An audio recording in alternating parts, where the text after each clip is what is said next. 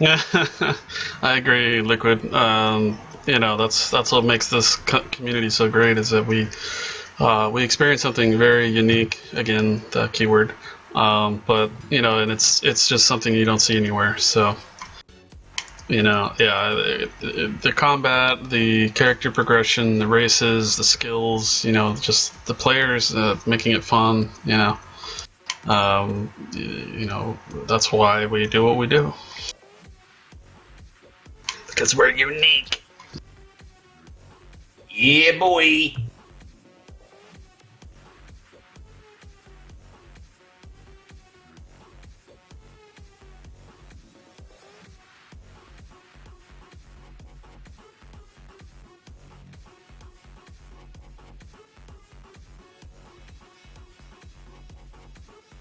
The only thing I disliked about training was how easy it was to actually screw up, and there was like no undo. What I would love to see is you're able to train the points first before you actually click like a submit button or equivalent.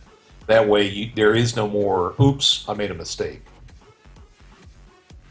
Yeah, that's a good point. I know that there's like other games came out with things to help you know test out a talent build or something like that, and you can Yeah. just kind of play around. I So don't. I don't think something like that's necessary, but at least allow them to. Oh, I didn't mean to. Oh, I accidentally clicked that instead of that. Oh, no, didn't mean that one. They can undo it because they haven't clicked that submit button or save button, whatever you want to uniquely call it. But and then once they click that, it saves. That would do away with most of the accidental. I mean, I was always careful, but even so, I know for a fact some people made mistakes like that. yeah, it's true. I mean, not every character would. There's a good thing. There's a good side to being having some flaws, and I think that um, basically what the group that made Tempest basically said, okay, let's make a system for a game that's playable on the computer that reflects the same ideology of Dungeons and Dragons. And Dungeons and Dragons is literally for the most part between rolling four-sided die, six-sided die, 20-sided die, and a few in between, eight-sided die. So you're literally only working with those kind of norms. And when you roll a character in Dungeons and Dragons, you're rolling, and you only get like two rolls. If you go with a classic kind of campaign per statistic. So you don't get to just sit there endlessly and roll, roll, roll. You have to pick, the better of two or three rolls depending on, the DM.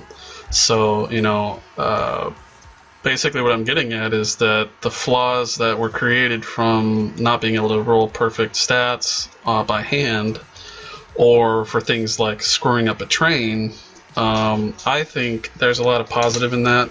So I would like to, also consider at least debate that we don't have to correct everything so much, but there Nope, can you're be. wrong. Nope. There can, I have this podium, sir. You'll have your turn. Um, so that's kind of my angle, but I think we appreciated kind of the game so much for reasons that aren't so particularly clear. So I think little things like that were subtle, but it's true to D&D, and I think that should be true to Darkest Rises as well. We'll have to agree to disagree on that one. For now, maybe you can talk me into it later. Twink me. um, I but do. I mean, I like the rolling thing. I didn't have what Glacial just brought up. I didn't have a problem with that. Like I know that your rolls you're going to have to expect to have sometimes a little bit worse than average stats because you just want to get in and play the game. And you can make your character work with just about any stats. I mean, it wasn't a make it or break it situation. The same is true on the training. It's not a make it or break it situation. But I do feel that people would be more inclined to have less problems because I know that like with Anania was dealing with a lot with rebuilds. At least they were talking to her about doing the rebuilds. That was like every other appeal it seemed sometimes asking for rebuilds or talking to staff who can offer a rebuild and that maybe I'm not saying it is, but maybe some of those were due to misclicks. And I don't know if you should punish misclicks like that. Yeah, no, I understand. I mean, but I think a lot of us also typed commands. So you could, if you remember, you could also type train, or you can have a Yeah. macro. You could have a macro to train if you wanted. So Like originally, they only had it text wise, so you had to do all this by hand back in the day. Like that was on AOL. And then I think on GameStorm they switched to the either or system, where it like had the pop up, and then you could use the pop up to train if you wanted to. Yeah, I like the pop up. For me, it was easier to do it like that. But yeah, the training macros are really useful as well. They save a lot of time and made sure you didn't make any mistakes as long as you followed the macro exactly. right.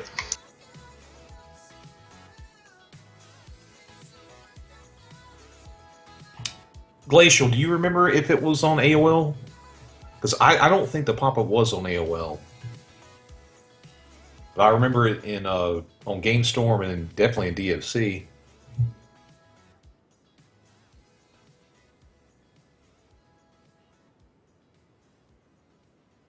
I can't believe the AOL one was almost 20 years ago. That's crazy.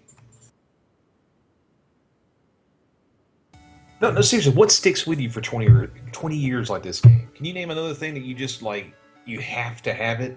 Like you just want it so bad? It'd be like you wanted to play Pogs or some crap like that. Battletoads. No, thank you. Double Dragon. I don't know. Double Dragon's fun to play, I'll give you that, but it's not nothing that you crave. Like, you're not dreaming about Double Dragon games. Well, that's the thing. Like we as human beings, we constantly want, which is denied to us. So I think Oh, that's a good point. we're in such a hole, that we're kind of forced in. So we're just like And we just want to fill that hole. Just want to fill it up repeatedly. repeatedly. But I mean, you do make a great point. We can download an emulator anytime we want to and play Battletoads. We can play Double Dragon anytime we want. So, and I guess that is a really good point because we can't do that with this kind of game. We can't go back and just can't do anything about it yet. That's what All Rise is going to change. Indeed. So, yeah, I think you're right. The darkness shall be lifted. Yes. Oh. Oh, I got to get in the client. I want to show you my absolute secret hiding place. Uh-oh. No, it's just one I used. No, it's just one I used in Evil a lot. I had macros to go here to chill out, and unfortunately, I can't remember where this ornate alloy door goes. I've been trying to find it. It's the only thing that I don't have complete yet in there, but it's in the sewers. Let me find it real quick. Yeah, Liquid. That's something that just kind of stays in your brain. Once you've got that, that little part of your brain mapped out, it's there forever, I think. So you just got to get, bonked on the head or drink too much, to forget that kind of thing. Me drink too much? I don't know. Is there such a thing? Nah. My liver says there is, but my brain says there's not. I think my brain knows a little bit more than the liver.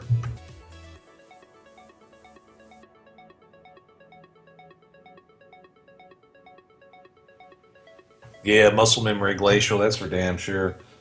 I remember exactly how to get back from the failed jump in the gap in Serpent's Pass, because you went down there and then you had to go to the stream to go to the Great Swamp and to go all the way back out. And I remember all that. It's crazy how that all comes back to you, too.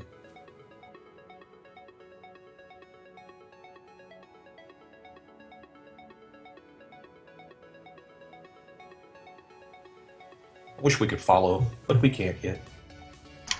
Okay, Liquid Ice. Thanks for stopping by, man. Later, Glacial. You have a good night, bud. See you next time.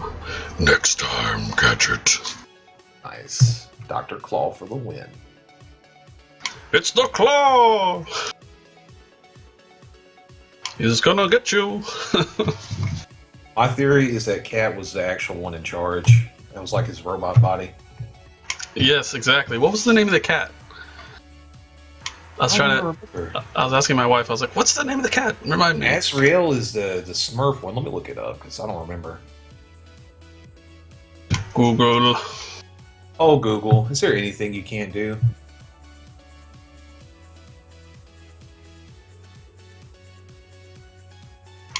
Oh, it Furball? doesn't really have a name. Furball, it says, aka Furball. Huh. Next time, Furball. That just doesn't sound good. It doesn't, yeah. That's a sad. It makes Dr. Claus sound a little too softy. Hey, but that does make sense if it's a cat naming itself that.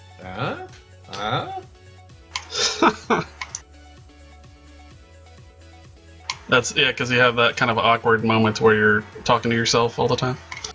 The cat from Inspector Gadget, Scott.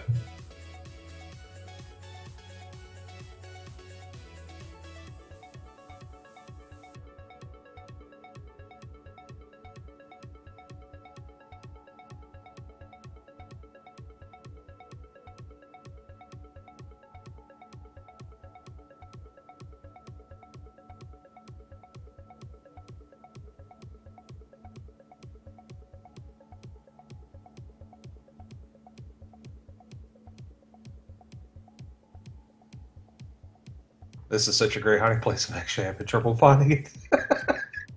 It's that good, folks! It really is. It really is.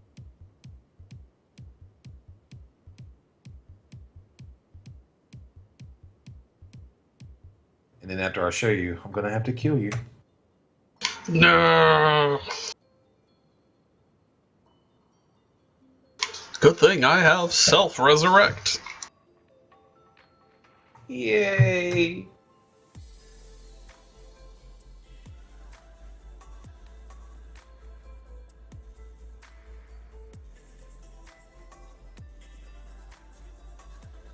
I wonder if Nanny is still on. Probably not.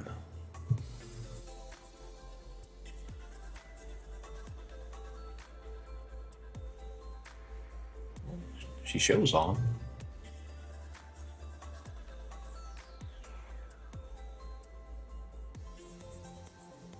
I was going to ask her to see if she knows where this alloy door went.